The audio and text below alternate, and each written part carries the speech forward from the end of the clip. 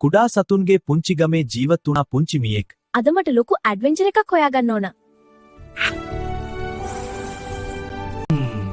මේ සුවඳ චීස්. ඒක චීස් කන්දක් වගේ. පීප්, ඒ ගෙදර පූසෙක් ඉන්නවා.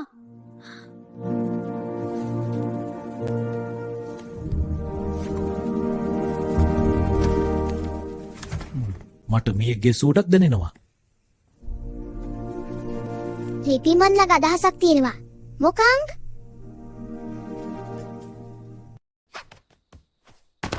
මොකක්ද ඒ සද්දේ?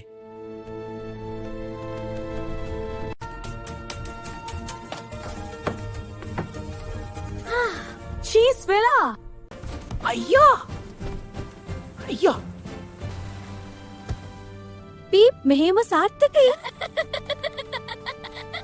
පුංචි වීරයෙකුට ලොකු චීස් ඇඩ්වෙන්චර් එකක්. මේක තමයි ජීවිතේ.